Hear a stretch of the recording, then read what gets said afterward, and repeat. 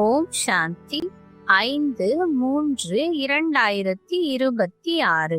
இனிமையான குழந்தைகளே, தந்தைக்கு ஞானமுடைய ஆத்மாக்களாக இருக்கும் குழந்தைகளே பிரியமானவர்கள். எனவே தந்தைக்கு சமமாக மாஸ்டர் ஞான கடலாக ஆகுங்கள். கேள்வி: கல்யாணக்காரி யுகத்தில் தந்தை அனைத்து குழந்தைகளுக்கும் என்ன நினைவூட்டுகிறார்?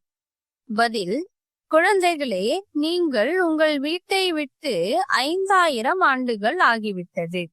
நீங்கள் 5000 வருடங்களில் 84 பிறவிகள் எடுத்தீர்கள். இப்பொழுது இது கடைசி பிறவி, வானப்பிரஸ்த நிலையாகும். எனவே இப்பொழுது வீடு செல்வதற்கான ஏற்பாட்டை செய்யுங்கள். பிறகு சுகதாமத்தில் வருவீர்கள். இல்லற விவகாரங்களில் தாராளமாக இருங்கள். ஆனால் இந்த கடைசி பிறவியில் தூய்மையாக ஆகி தந்தையை நினைவு செய்யுங்கள். பாடல்: சபையின் நடுவே எழுந்தது ஜோதி. ஓம் சாந்தி. பகவான் ஒருவரே, காட் இஸ் ஒன் என்பதை குழந்தைகள் புரிந்துள்ளீர்கள். அனைத்து ஆத்மாக்களின் தந்தை ஒருவரே ஆவார். அவருக்கு பரமபிதா பரமாத்மா என்று கூறப்படுகிறது. சிருஷ்டியின் படைப்பு கர்த்தா அவர் ஒருவரே ஆவார். அநேகராக இருக்கவே முடியாது. இந்த கருத்தின்படி மனிதர்கள் தங்களை பகவான் என்று கூறிக்கொள்ள முடியாது. இப்பொழுது நீங்கள் ஈஸ்வரிய சேவைக்கு கருவியாக ஆகியுள்ளீர்கள். இறைவன் புதிய உலகத்தின் ஸ்தாபனை செய்து கொண்டிருக்கிறார். அதற்கு சத்யுகம் என்று கூறப்படுகிறது. அதற்கு நீங்கள் தகுதியுடையவர்களாக ஆகிக் கொண்டிருக்கிறீர்கள். சத்யுகத்தில் யாருமே பதீதமானவர்களாக இருப்பதில்லை.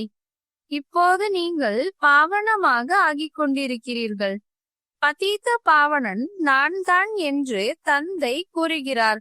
மேலும் உங்களுடைய நிராகார தந்தையாகிய என்னை நினைவு செய்தால் நீங்கள் தமோ பிரதான நிலையிலிருந்து பாவனமான, அதாவது சத்தோ பிரதானமாக ஆகிவிடுவீர்கள் என்ற சிறந்த வழியை குழந்தைகளாகிய உங்களுக்கு கொடுக்கிறேன்.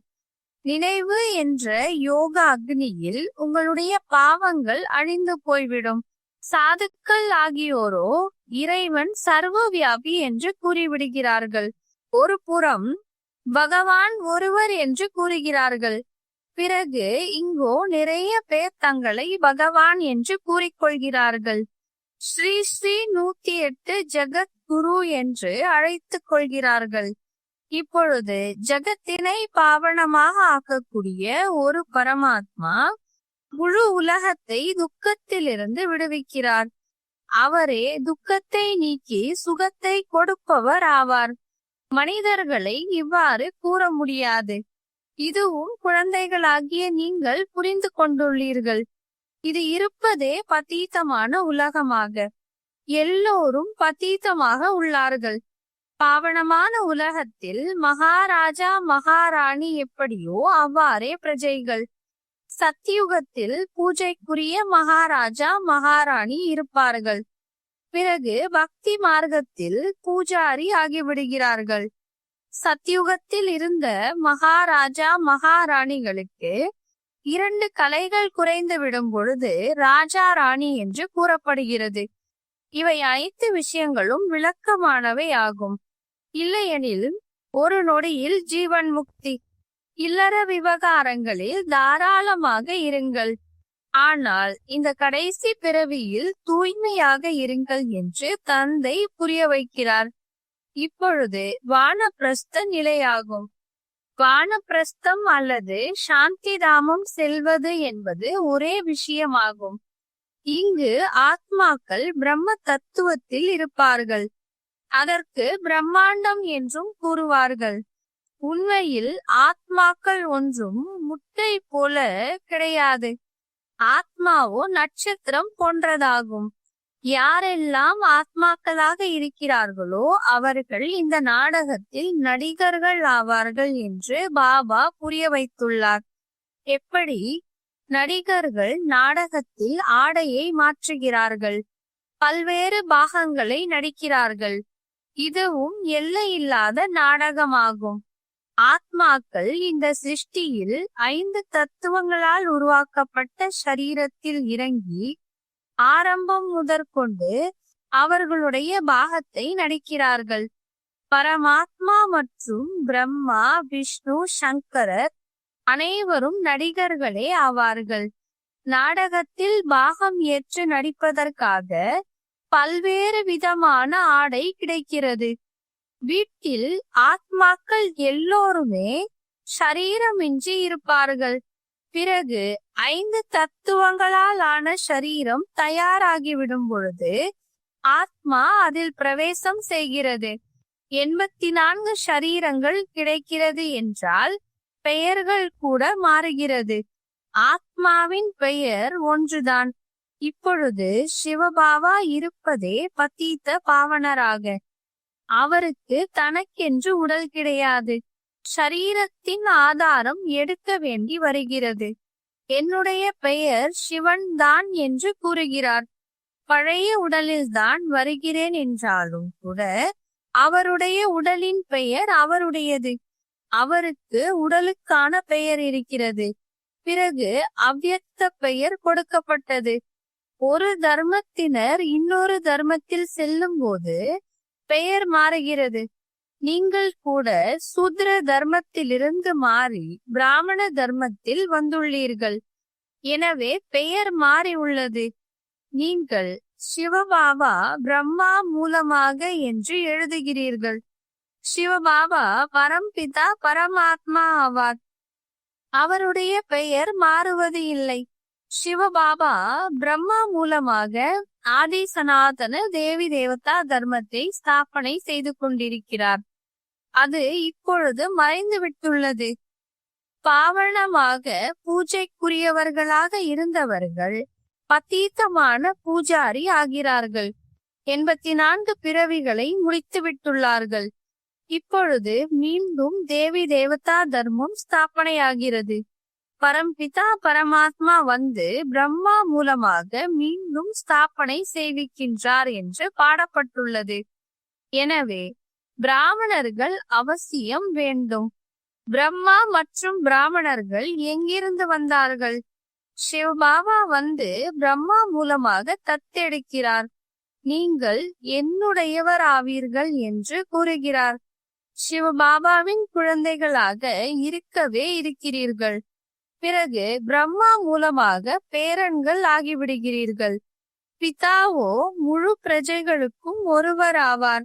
இத்தனை அனைத்து குழந்தைகளும் குமாரர்கள் குமாரிகள் ஆவார்கள். அவர்களை சிவபாபா பிரம்மா மூலமாக தத்தெடுக்கிறார். மனிதர்களுக்கு தெரியுமா என்ன? தந்தை வந்து ஆதி சனாதன தேவி தேவதா தர்மத்தை ஸ்தாபனை செய்கிறார். எனவே அப்படியின்றி புதியதாக வந்து கொண்டிருக்கிறார்கள் என்பதல்ல. எப்படி பிரளயமாகியது, பிறகு ஆல இலையில் கடலில் வந்தார் என்று காண்பிக்கிறார்கள். இப்படியெல்லாம் கதைகள் உருவாக்கப்பட்டுள்ளன. இந்த உலகத்தின் சரித்திரம் பூகோளம் மீண்டும் நடைபெற்று கொண்டே இருக்கிறது. ஆத்மா அழியாதது. அதில் இருக்கும் பாகம் கூட அழியாதது. பாகம் ஒருபோதும் தேய்வது இல்லை. சத்தியுகத்தில் அதே லக்ஷ்மி நாராயணனுடைய சூரிய வம்ச ராஜதானி நடந்து கொண்டே வருகிறது. ஒரு பொழுதும் மாறுவது இல்லை. உலகம் புதியதிலிருந்து பழையதாக, பழையதிலிருந்து புதியதாக ஆகிக் கொண்டே இருக்கிறது. ஒவ்வொருவருக்கும் அழிவற்ற நடிப்பு கிடைத்துள்ளது.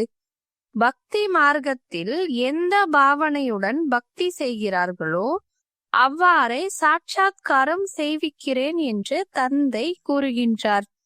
ஒருவருக்கு ஹனுமான், கணேசர் ஆகியோரின் சாட்சாத்காரம் செய்விக்கின்றேன். இதுவும் நாடகத்தில் பொருந்தியுள்ளது. மனிதர்கள் பின் பகவான் எல்லோருக்குள்ளும் இருக்கிறார் என்று நினைக்கிறார்கள். எனவே சர்வ வியாபி என்று கூறிவிடுகிறார்கள். பக்தர்களின் மாலையும் உள்ளது. ஆண்களில் நாரதர் சிரோன்மணி என்று பாடப்படுகிறார். பெண்களில் மீரா. பக்தர்களின் மாலை தனி, ருத்ர மாலை தனி, ஞானத்தின் மாலை தனி. பக்தர்களின் மாலையை ஒரு பொழுதும் பூஜிப்பது இல்லை. ருத்ர மாலை பூஜிக்கப்படுகிறது. மேலே இருப்பது மலர், பிறகு மேரு, பிறகு இருப்பது குழந்தைகள். அவர்கள் ராஜ சிம்மாசனத்தில் அமர்கிறார்கள். ருத்ர மாலையே விஷ்ணு மாலை ஆகும். பக்தர்களின் மாலைக்கு பாடல் மட்டுமே ஆகிறது. இந்த ருத்ர மாலையை எல்லோரும் உருட்டுகிறார்கள். நீங்கள் பக்தர்கள் அல்ல, ஞானியாவீர்கள். எனக்கு ஞானமுடைய ஆத்மாக்கள் பிரியமானவர்கள் என்று தந்தை கூறுகிறார். தந்தை தான் ஞானக் கடல் ஆவார். குழந்தைகளாகி உங்களுக்கு ஞானம் அளித்துக் கொண்டிருக்கிறார். மாலை கூட உங்களுடையது பூஜிக்கப்படுகிறது. 8 ரத்தினங்களுக்கும் கூட பூஜை ஆகிறது. ஏனெனில் ஞானமுடைய ஆத்மாக்கள் ஆவார்கள். எனவே அவர்களுக்கு பூஜை ஆகிறது. மோதிரம் அமைத்து அதை அணிந்து கொள்கிறார்கள். ஏனெனில் இவர்கள் பாரதத்தை சொர்க்கமாக ஆக்குகிறார்கள். பாஸ்விதானர் ஆகிறார்கள். எனவே அவர்களுக்கு பாடல் உள்ளது. 9வது மணியாக நடுவில் சிவபாபாவை வைக்கிறார்கள். அதற்கு நவரத்தினம் என்று கூறுவார்கள். இவை விரிவான விளக்க உரை ஆகும். தந்தையோ தந்தை மற்றும் ஆஸ்தியை நினைவு செய்தீர்கள் என்றால் உங்களுடைய பாவங்கள் நீங்கிவிடும் என்பதை மட்டுமே கூறுகிறார். பிறகு நீங்கள் சென்று விடுவீர்கள். பதீத ஆத்மாக்கள் பாவனமான உலகத்திற்கு போக முடியாது. இங்கு எல்லோருமே பதீத்தமாக உள்ளார்கள். தேவதைகளின் சரீரம் பவித்திரமாக நிர்விகாரியாக உள்ளது. அவர்கள் பூஜைக்குரியவர்கள். ராஜா ராணி மற்றும் பிரஜைகள் பூஜைக்குரியவர்கள் ஆவார்கள். இங்கு எல்லோருமே பூஜாரி ஆவார்கள். அங்கு துக்கத்தின் விஷயம் இல்லை. அதற்கு சொர்க்கம் சுகதாமம் என்று கூறப்படுகிறது. அங்கு சுகம், செல்வம், அமைதி எல்லாமே நிறைந்திருந்தது. இப்பொழுதோ எதுவும் இல்லை. எனவே இதற்கு நரகம் என்றும் அதற்கு சொர்க்கம் என்றும் கூறப்படுகிறது. ஆத்மாவாகிய நாம் சாந்தி தாமத்தில் இருப்பவர்கள் ஆவோம். அங்கிருந்து பாகம் ஏற்று நடிக்க வருகிறார்கள். 84 பிறவிகள் முழுமையாக அனுபவிக்க வேண்டி வருகிறது. இப்பொழுது துக்கதாமம் ஆகும். பிறகு நாம் சாந்தி தாமம் செல்கிறோம். பின்னர் சுகதாமத்தில் வருவோம். தந்தை சுகதாமத்திற்கு அதிபதியாக ஆக்குவதற்கு மனிதனை தேவதையாக ஆக்குவதற்காக முயற்சி செய்வித்துக் கொண்டிருக்கிறார். உங்களுடையது இது சங்கம யுகமாகும். நான் கல்பத்தின் சங்கம யுகத்தில் வருகிறேன். யுகம் யுகத்திற்கும் அல்ல என்று தந்தை கூறுகிறார். நான் சங்கம யுகத்தில் ஒரே ஒரு முறை சிருஷ்டியை மாற்றுவதற்காக வருகிறேன்.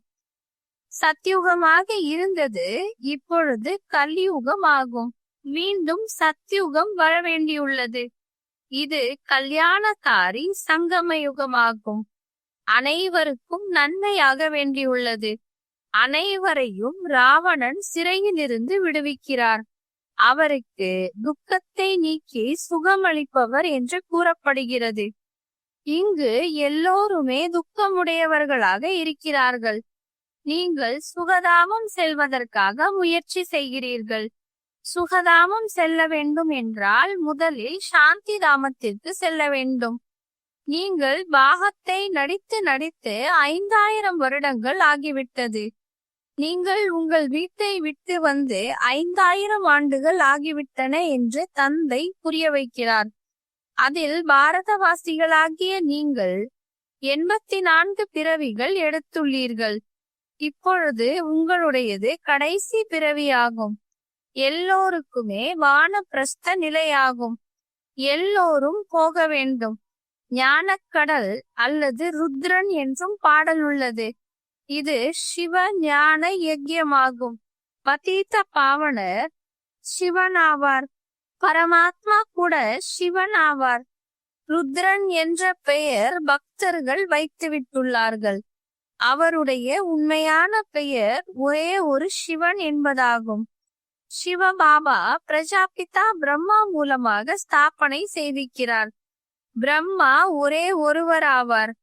இவர் பதீத்தமானவர். பிறகு அதே பிரம்மா பாவனமாக ஆகிறார். பிறகு பரிஷ்தா ஆகிவிடுகிறார்.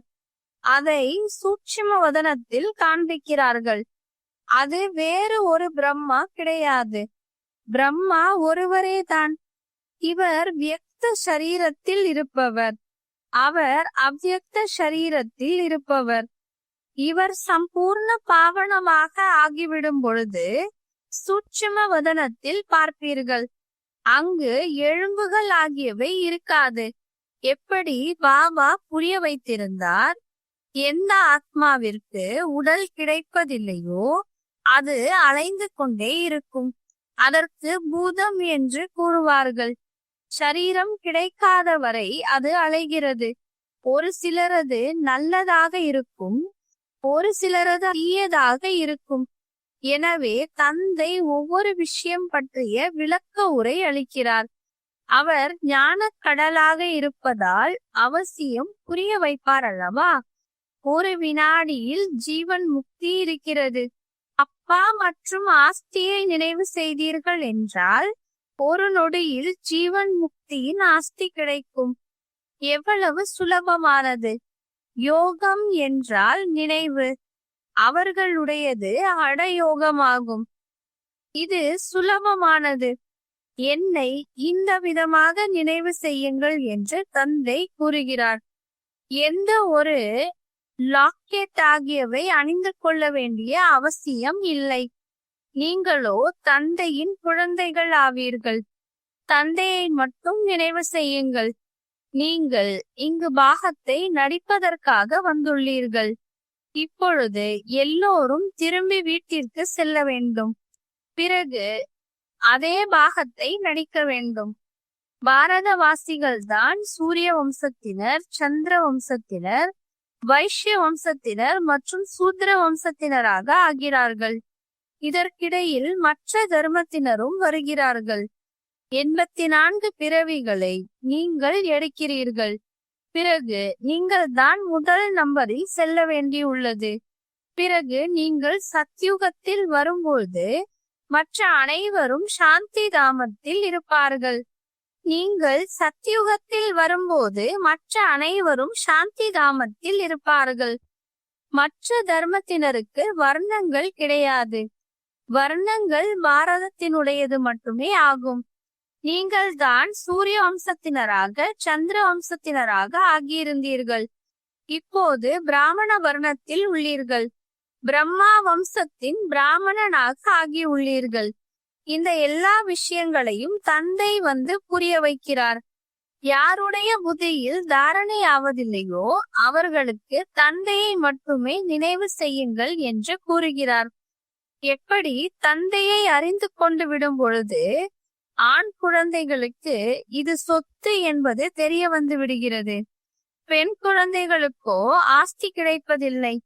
இங்கு நீங்கள் எல்லோருமே சிவபாபாவின் ஆண் குழந்தைகள் ஆவீர்கள். அனைவருக்கும் உரிமை உள்ளது. ஆண்கள் ஆகட்டும், பெண்கள் ஆகட்டும், எல்லோருக்குமே உரிமை இருக்கிறது. சிவபாபாவை நினைவு செய்யுங்கள் என்று அனைவருக்கும் கற்பிக்க வேண்டும். எந்த அளவு நினைவு செய்வீர்களோ அந்த அளவு விக்கர்மங்கள் விநாசமாகும். பதீத்த நிலையிலிருந்து பாவனமாக ஆவீர்கள். ஆத்மாவில் படிந்திருக்கும் துரு எப்படி நீங்கும்? யோகத்தினால்தான் உங்களுடைய துரு நீங்கிவிடும் என்று தந்தை கூறுகிறார். இந்த பதீத்தமான சரீரத்தையோ இங்கேயே விட வேண்டும். ஆத்மா பவித்திரமாக ஆக வேண்டும். எல்லோரும் கொசு கூட்டம் போல செல்வார்கள். சத்தியுகத்தில் மிகவும் குறைவானவர் மட்டுமே இருப்பார்கள் என்று புத்தியும் கூறுகிறது. இந்த விநாசத்தில் எத்தனை மனிதர்கள் இறப்பார்கள்? மற்றபடி கொஞ்சம் பேர் போய் இருப்பார்கள். ராஜாக்களோ குறைவாக இருப்பார்கள். மற்றபடி 9 லட்சம் பிரஜைகள் சத்தியுகத்தில் இருப்பார்கள். இது பற்றி 9 லட்ச நட்சத்திரங்கள் என்று பாடுகிறார்கள். அதாவது பிரஜைகளின் செடி முதலில் சிறியதாக இருக்கும், பிறகு வளர்ச்சி அடைகிறது. இப்பொழுது நிறைய ஆத்மாக்கள் இருக்கிறார்கள். தந்தை வருகிறார், அனைவருக்கும் வழிகாட்டியாக ஆகி கூட்டி செல்கிறார். நல்லது. இனிமையிலும் இனிமையான, காணாமல் போய் வெகு காலம் கழித்து கண்டெடுக்கப்பட்ட செல்லமான குழந்தைகளுக்கு தாயும் தந்தையுமான பாப் தாதாவின் அன்பு நினைவுகள் மற்றும் காலை வணக்கம். ஆன்மீக குழந்தைகளுக்கு ஆன்மீக தந்தையின் நமஸ்காரம். ஆன்மீக தந்தைக்கு ஆன்மீக குழந்தைகளின் அன்பு நினைவுகள் மற்றும் நமஸ்காரம். தாரணைக்கான முக்கிய சாரம்: யோக அக்னி மூலமாக விக்கர்மங்களின் துருவை சாம்பலாக்கி தூய்மையாக ஆக வேண்டும். இப்பொழுது வானப்பிரஸ்த நிலையாகும். எனவே திரும்பி வீட்டிற்கு செல்வதற்காக முழுமையாக சத்தோ பிரதானமாக ஆக வேண்டும். இந்த கல்யாணக்காரி யுகத்தில் தந்தைக்கு சமமாக துக்கத்தை நீக்கி சுகத்தை அளிப்பவராக ஆக வேண்டும்.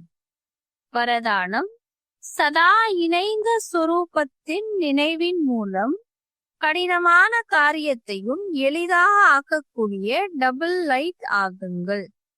எந்த குழந்தைகள் நிரந்தரமாக நினைவில் இருக்கிறார்களோ அவர்கள் சதா தந்தையின் துணையை அனுபவம் செய்வார்கள். அவர்கள் முன்னால் எப்படிப்பட்ட பிரச்சனை வந்தாலும் தங்களை இணைந்த ரூபமாக அனுபவம் செய்வார்கள். பயப்பட மாட்டார்கள். இந்த இணைந்த சொரூபத்தின் நினைவு எந்த ஒரு கடினமான காரியத்தையும் எளிதாக ஆக்கிவிடும். எப்போதேனும் ஏதாவது பெரிய விஷயம் முன்னால் வந்தால் தன்னுடைய சுமையை தந்தையிடத்தில் வைத்துவிட்டு தான் டபுள் லைட் ஆகிவிடுங்கள். அப்பொழுது ஃபரிஷ்தாவிற்கு சமமாக இரவு பகல் குஷியில் மனதால் நடனமாடிக்கொண்டே இருப்பீர்கள். ஸ்லோகன்: எந்த ஒரு காரணத்தையும் நிவாரணம் செய்து திருப்தியாக இருந்து திருப்திப்படுத்துபவர்கள் தான் திருப்தி மணி ஆவார்கள்.